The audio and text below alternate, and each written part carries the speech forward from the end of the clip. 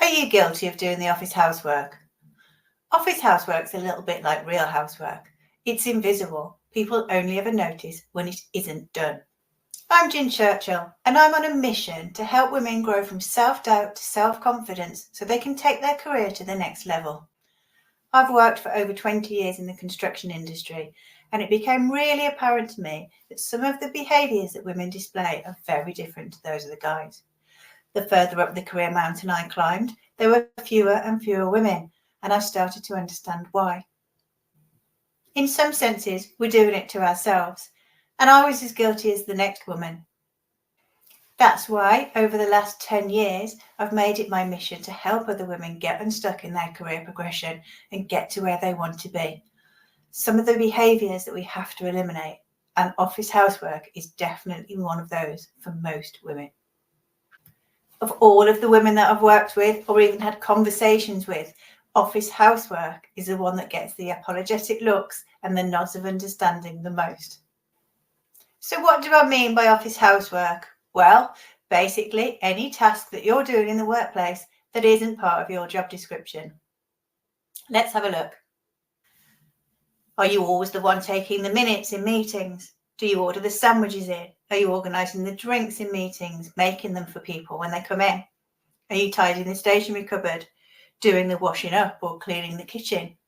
Do you get to collect visitors from reception when they're here to meet somebody else? Are you watering the plants, organising birthday collections for people, and emptying the bins even?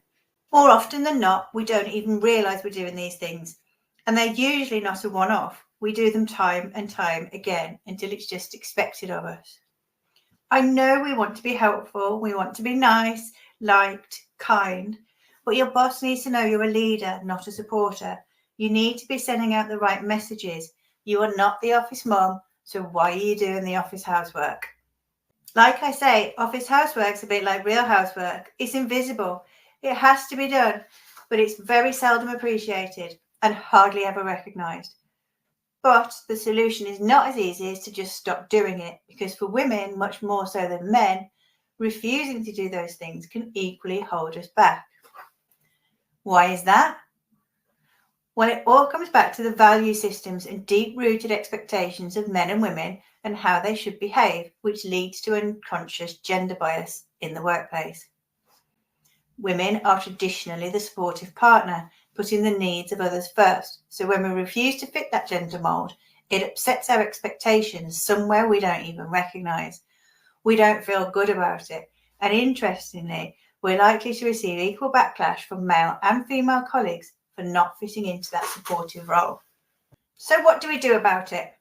First of all, we can't carry on doing the office housework, because to carry on doing the chores just continues the perpetuated message that leads to a blocker to our own progression.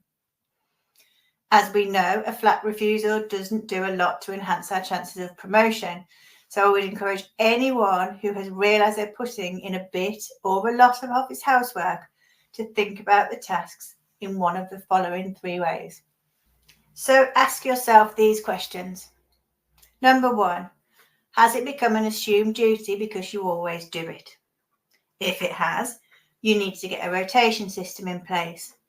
For example, if you're always the one taking the minutes, at the next meeting you say, I'm taking the minutes today, but from now on we need to rotate who takes the notes.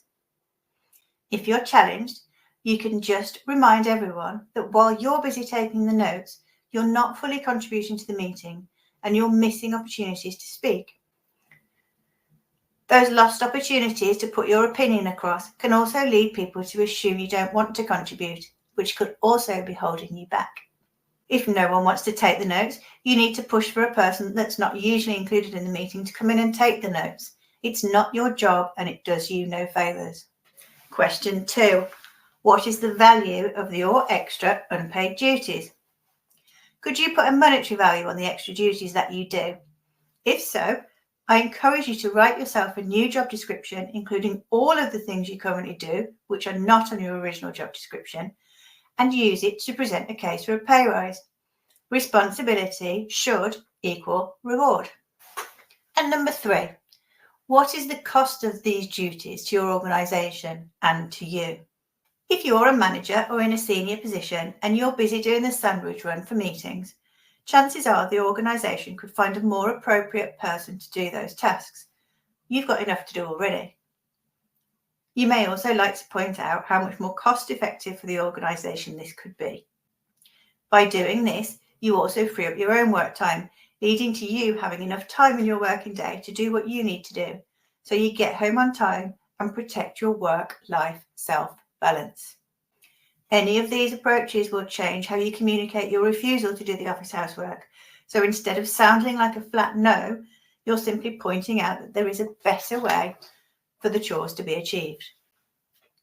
Not only will this prevent alienation, it will also break the expectation on you and those who come after you. So I'll leave you with 3 things to remember. No one will stop it for you. No one is going to say to you, hey, Jen, do you know what? You always make the drinks. I'm going to do it for you today. Number 2, a flat refusal will have an equal backlash. You're looking for a reasoned approach to doing things differently. A feminine no, if you will. And number 3, yes, I said work, life, self, balance. You need to create time for you.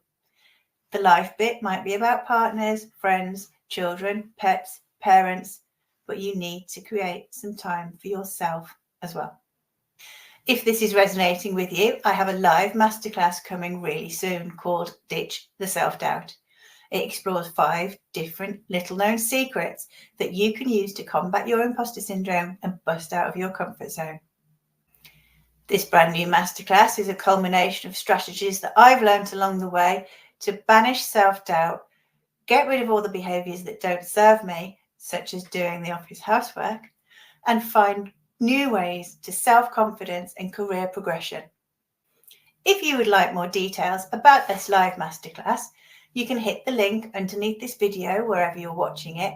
You can also use the QR code that's on screen now, and it will take you straight to a page full of all the detail. You can also register your interest there, so you'll get on my First to Know VIP list as soon as places for that masterclass become available. As ever, I appreciate your feedback. It helps me bring the content you're looking for, and it helps other people to find my stuff. So any comments or questions, please leave them down below with a like, subscribe to the channel, and in the meantime, remember, you're amazing. You have a fantastic week.